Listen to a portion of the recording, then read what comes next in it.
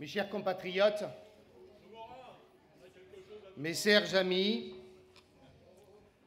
merci à tous d'être venus aussi nombreux et de m'avoir rejoint en ce beau dimanche de novembre, au milieu de ces paysages que j'aime tant. Le bocage de la terre normande, les courbes élancées du pont de Normandie, les fières cheminées du Havre et cette magnifique lumière de l'estuaire de la Seine. Autant de symboles d'une France des terroirs innovante, industrieuse, conquérante. La France que nous aimons et surtout la France que nous voulons. Je vous ai réunis aujourd'hui au cœur de ma Normandie natale pour vous faire part de ma décision d'être candidat à la présidence de la République.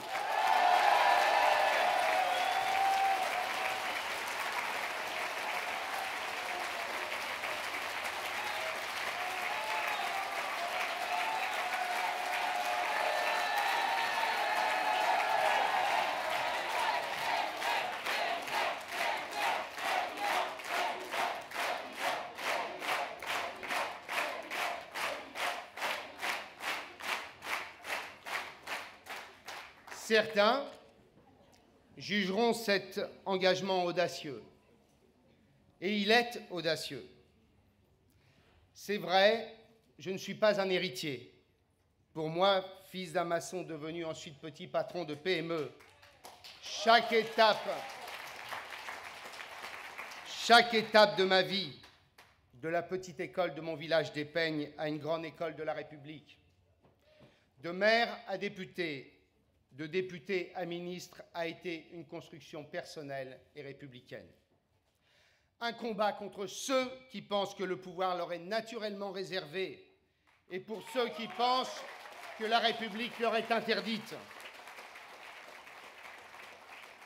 Mais heureusement, en politique, ceux qui vous élisent, ceux qui vous choisissent pour les représenter, ce ne sont pas les puissants, ce ne sont pas les grands médias, ce ne sont pas les instituts de sondage. Non, le seul qui décide, c'est le peuple. C'est vous. Oui, un homme, une voix, et c'est cela, la démocratie.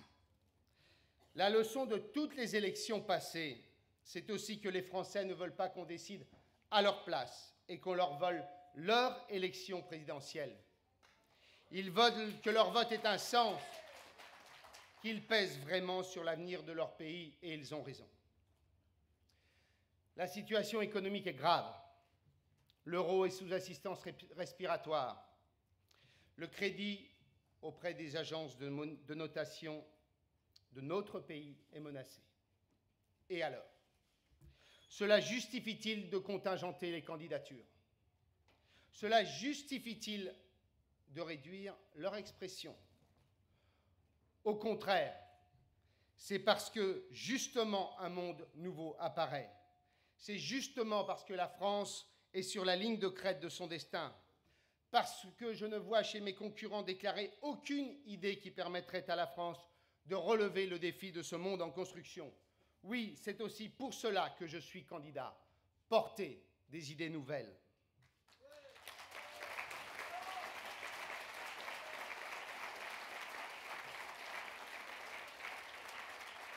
En cet instant, j'ai une pensée pour mes deux grands-pères paysans, tous devenus maires de leur village, tout près d'ici.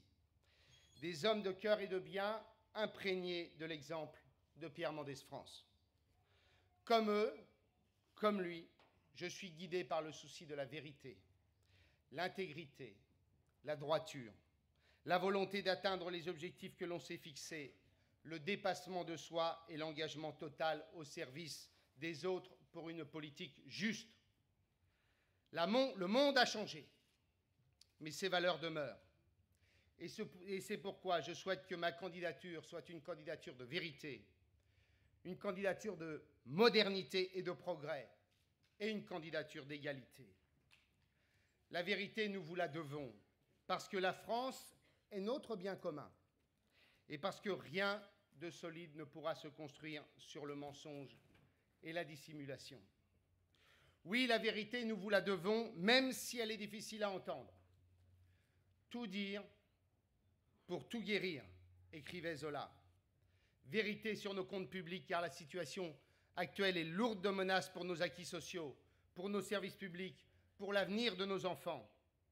Si nous ne sommes pas courageux aujourd'hui, ce sont eux qui devront payer demain. Mais dans quel chemin s'engager?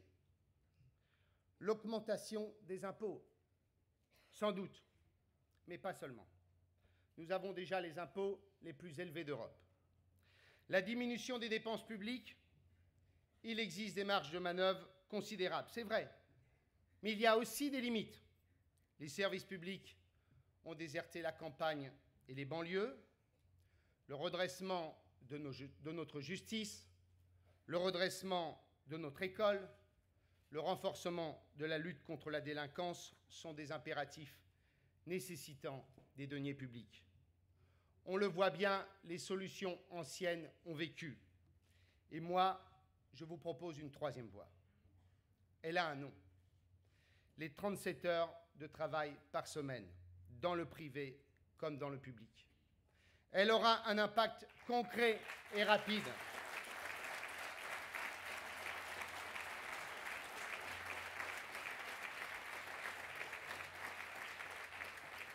Elle aura un impact concret et rapide. La réduction immédiate de nos déficits, car l'amélioration de notre croissance. Je le sais, je demande à chacune et chacun d'entre vous un effort. Mais cet effort, j'en suis sûr, les Français sont prêts à l'accepter, pour leur pays comme pour leurs enfants, et à la condition que cet effort soit partagé par tous, public comme privé, et surtout, que l'État et les hommes politiques soient exemplaires. Vérité sur nos comptes publics.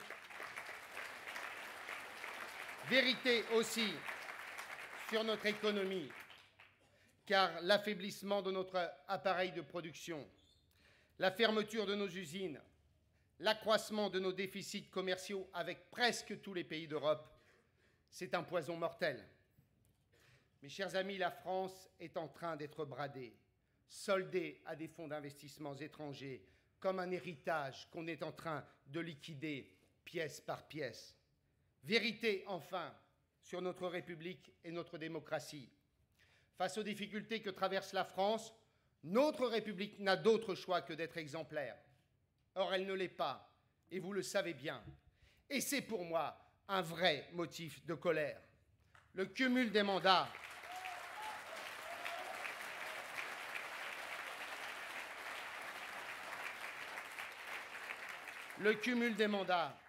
les conflits d'intérêts entre public et privé, ces pratiques doivent cesser.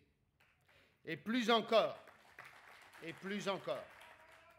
je propose que tout élu condamné pour un délit politico-financier devienne inéligible à vie.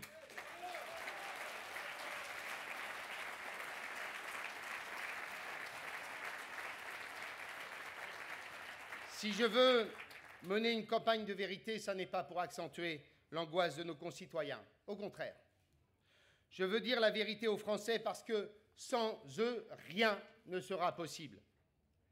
Ils sont de très loin notre capital le plus précieux et c'est sur eux que je veux investir. C'est ça la véritable modernité, celle que je veux porter à travers cette élection. Faire confiance, compter sur la responsabilité de nos compatriotes, stimuler leur énergie.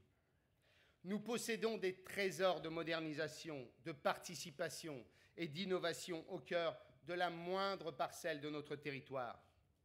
Nos millions de bénévoles, nos centaines de milliers d'associations sportives, culturelles, professionnelles ou caritatives, nos élus locaux, bien sûr, tous ceux qui prennent des responsabilités dans une organisation professionnelle, au prud'homme ou dans un syndicat, et j'en oublie. Ils existent, ils sont là, ils travaillent, mais leur générosité, leur expérience, leurs idées ne sont pas reconnues comme elles devraient l'être. Je pourrais citer des dizaines d'exemples recueillis au cours de mon tour de France, de ces capacités d'initiative et de transformation. Je pense à cette association Simon de Sirène qui permet à des personnes handicapées et des étudiants de partager un projet de vie au sein d'appartements communautaires, changeant radicalement le rapport au handicap. Je pense à ces patrons de PME qui, avec leurs salariés, les respectant, inventent de nouvelles organisations du travail pour affronter la crise et éviter les licenciements. Je pense à ces paysans qui se regroupent pour mettre sur pied des filières courtes de distribution pour continuer à vivre dignement du métier qu'ils aiment. Je pense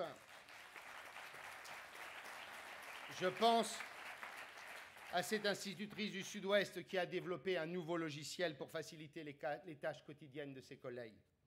Tous ces Français, ce sont eux qui m'ont décidé à être candidat. Ce sont eux qui ont inspiré mon projet. Et c'est à eux que je pense quand je vous présente ma France de demain. Certains de mes concurrents pensent qu'ils n'ont pas besoin des Français pour sortir notre pays du déclin. Les uns parce qu'ils pensent que l'autorité d'un chef suffit. Les autres parce qu'ils pensent que l'État peut tout régler. L'homme providentiel d'un côté, l'État-providence de l'autre. Pour moi, ce sont des idéologies du siècle passé comme solution aux problèmes du siècle présent. Des solutions verticales. Des solutions verticales dans un monde horizontal où le réseau, la communauté, la participation autour d'une ambition commune sont les clés de la transformation et de la croissance durable. Je crois, mes chers amis, au plus profond de moi-même, que c'est une nouvelle société qu'il faut inventer, un nouveau chapitre de notre pays qu'il faut ouvrir, au lieu de relire sans cesse le précédent. Oui, compter sur la société, faire des Français les acteurs d'un pays en renouveau et non les spectateurs d'un monde en transformation, faire tout simplement des Français des associés de la réussite de leur pays. Je serai le candidat qui refuse de laisser l'individu en tête-à-tête avec l'État. Le candidat qui fait confiance aux corps intermédiaires. Le candidat qui donne plus de pouvoir à toutes les forces vives de notre nation. Voilà une idée neuve.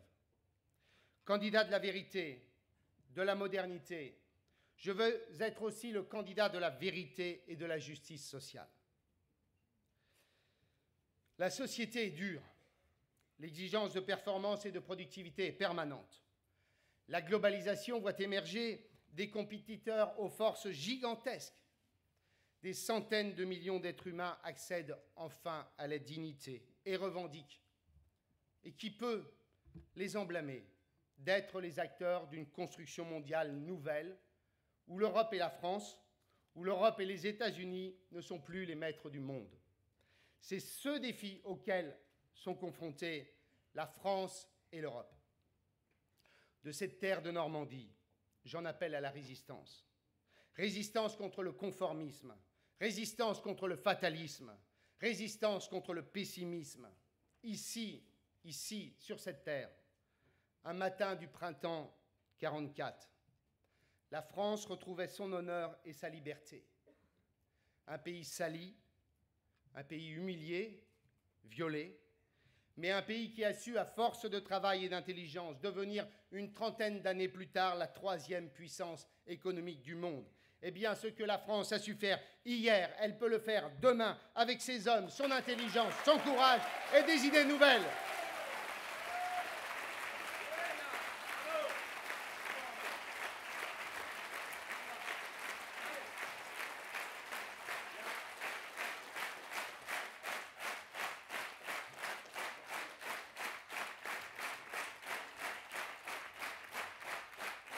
C'est ce message d'espoir que je veux aussi porter à travers ma candidature. Car si je sais les inquiétudes des Français, j'entends aussi toutes celles et tous ceux qui vident la France de son énergie, les marchands de pessimisme, les producteurs de haine, les candidats des peurs, peur de l'étranger, peur de l'autre, peur du risque, panique d'un hiver sans lumière et d'un soleil sans visage, comme les personnages de Ramuse, démondialisation comme déclin, comme déroute, comme démission. Mes chers amis, les civilisations sont mortelles. mais celles qui ont refusé l'échange et la compétition le sont encore plus que les autres. J'entends bien les inquiétudes de nos compatriotes au sujet du multiculturalisme et plus largement de l'ouverture de nos frontières aux hommes, aux biens et aux services. Que va devenir mon emploi? Que va devenir ma culture? Que vont devenir mes enfants? Je partage avec eux cette même inquiétude. Ce sont de vraies questions et elles méritent non seulement le respect, mais surtout des réponses nouvelles. Mais je vous le dis, il existe un chemin entre l'idéalisme béat et le repli sur soi. D'un côté, le respect intangible de nos principes républicains et une main de fer pour qu'ils soient appliqués, et nous faisons parfois preuve de faiblesse. De l'autre, l'affirmation de la diversité comme atout. D'un côté, le libre-échange des biens et des services. De l'autre, non pas la démondialisation, qui n'est qu'une logique stérile et sans issue, mais ce que j'appelle la remondialisation, dans laquelle la France a toute sa place, intégrant la réciprocité dans l'ouverture des marchés, la taxation des mouvements de capitaux, l'interdiction du travail des enfants et le respect du patrimoine écologique mondial. Je veux porter l'idée que la France peut réussir dans la globalisation et notamment parce qu'une partie des problèmes viennent de nous-mêmes et non pas des autres. Je le répète, de nous-mêmes et non pas des autres.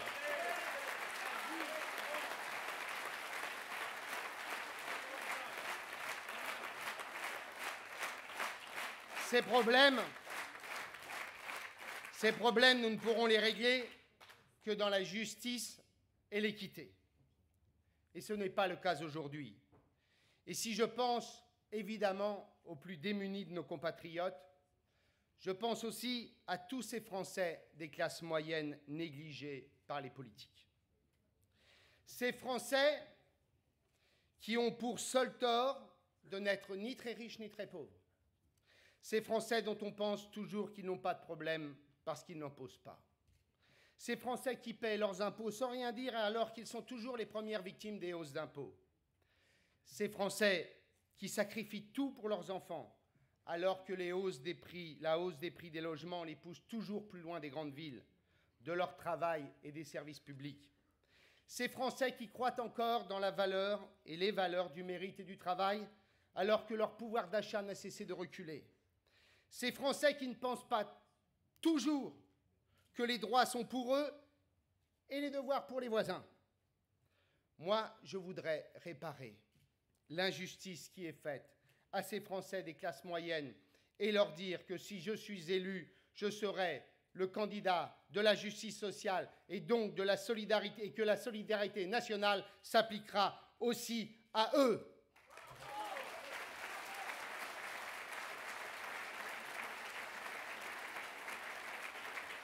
À tous ces Français, je leur dis que je serai leur candidat, le candidat de l'égalité, pas l'égalité que proposent les socialistes, qui n'est qu'un assistanat permanent, pas non plus l'égalité d'une partie de la droite où, grâce aux niches fiscales, les très riches en viennent à payer moins d'impôts que les classes moyennes. L'égalité, mes chers amis, est devenue une idée lointaine. Je veux lui redonner un visage. Égalité des droits et des devoirs. Égalité devant les institutions. Égalité devant les règles. En un mot, égalité républicaine. Vérité, modernité, égalité.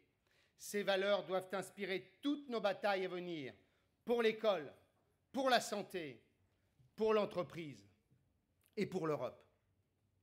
L'école parce que c'est l'essentiel qui s'y déroule et qu'aujourd'hui notre système éducatif est en panne de solutions pour ces 150 000 jeunes qui, en sixième, ne savent ni lire, ni écrire, ni compter. Mes chers amis, c'est un massacre, c'est une honte nationale et c'est un scandale qu'il faut dénoncer chaque jour. L'école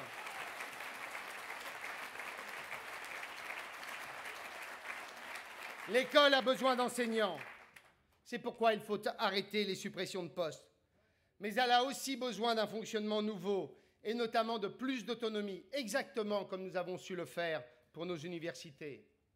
À partir d'un socle national, à chaque école ses rythmes scolaires, à chaque école son projet, à chaque école les moyens humains et matériels pour mener à bien ce projet en fonction de son public scolaire. Et à la fin des résultats que l'on évalue, pour corriger ce qui ne va pas et amplifier ce qui va bien. En bref, redonner de l'ambition à notre école. La santé. Nos pères et nos grands-pères se sont battus pour elle. Et aujourd'hui, son acquis et son excellence sont en danger. Réunissons dans des états généraux ceux qui savent pour que nos campagnes ne manquent pas de médecins, pour que nos hôpitaux ne manquent pas d'infirmières et surtout que tous les Français puissent encore se soigner. L'entreprise est notre troisième priorité parce qu'il faut faire de nos PME le principal outil de la croissance et de la reconquête de nos parts de marché.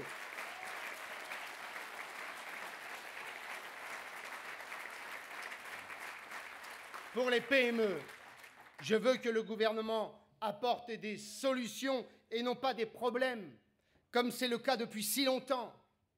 Les PME, ce sont les emplois, les énergies, les richesses, et ce sont toujours elles qu'on matraque. Eh bien, je veux qu'on les respecte et qu'on arrête de changer les règles tous les jours. Et je vous propose un principe simple, les lois et les règles ne peuvent changer qu'une seule fois au cours d'un quinquennat. Elles ont besoin de stabilité juridique.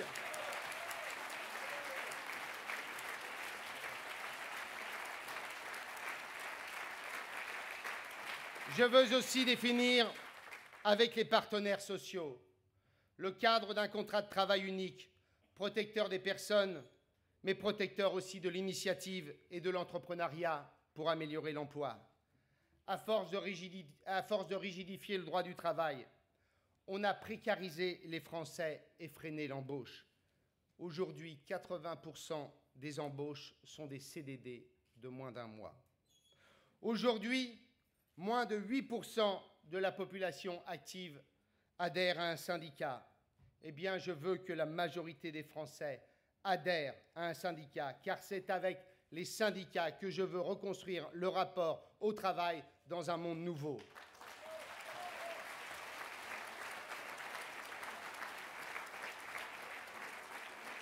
L'Europe, enfin, parce qu'elle reste notre destin commun. Je ne renonce pas à notre souveraineté nationale, mais je dis qu'elle passe nécessairement par une Europe forte. Faute d'avoir accepté une Europe politique, faute d'avoir chaque fois retardé l'échéance d'un gouvernement européen, d'autres ont pris le pouvoir. Les technocrates d'abord et les financiers aujourd'hui. C'est vrai, l'Europe est face à une question simple. Elle ne peut plus ruser avec la raison. Face à un impératif de survie, elle n'a plus d'autre choix que de devenir une Europe politique et donc une Europe fédérale.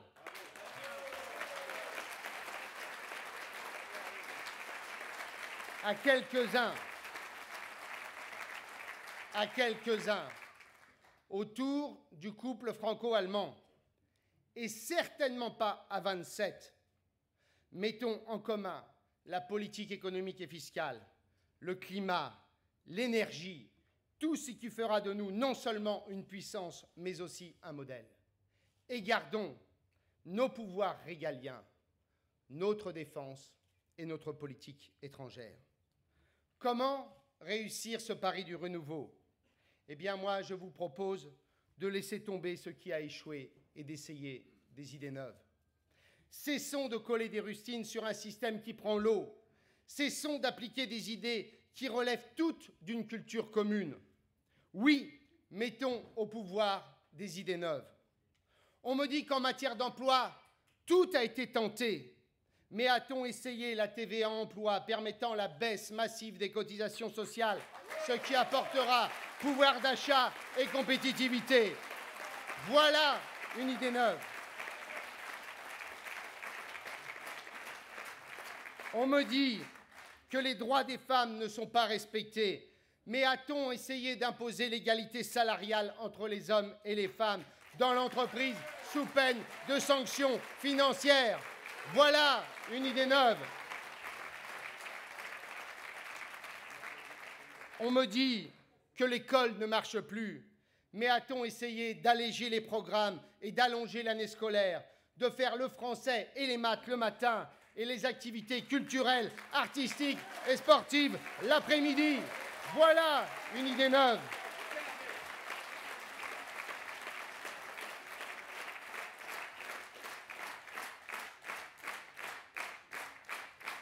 Mes chers compatriotes, je suis entré en politique parce que j'aime aller à la rencontre des Français, les écouter, comprendre leurs problèmes et faciliter leurs projets. Je suis entré en politique parce que je crois que la somme des intérêts particuliers ne fera jamais l'intérêt général. Je suis entré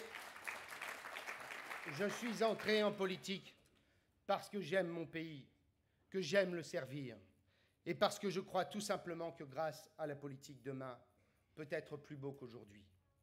Je suis entré en politique aussi parce que j'ai des valeurs, l'amour de la liberté, la haine de l'injustice, et aussi une immense espérance, une Europe fédérale, facteur de progrès et de prospérité pour notre pays. Ce sont les mêmes raisons, hier comme aujourd'hui, qui me poussent à être candidat à l'élection présidentielle, à solliciter vos suffrages, et vous, mes amis, à solliciter votre soutien.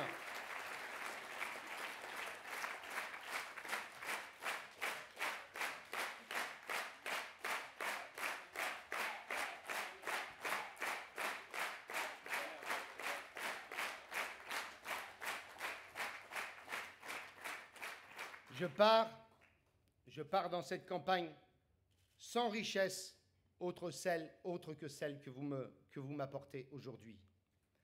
Et avec ma détermination sans faille à porter nos valeurs et incarner vos espérances. Tous ici ce matin, nous savons qu'une autre France est possible, une autre Europe est possible, une autre République est possible. Voici l'exaltant et formidable défi que je vous propose de relever ensemble. Donner à nos enfants et à notre jeunesse l'espoir d'une France debout, redonner à tous nos compatriotes la fierté d'être français, et pour cela, donner à la France des idées neuves le soir du 6 mai 2012. Je vous remercie.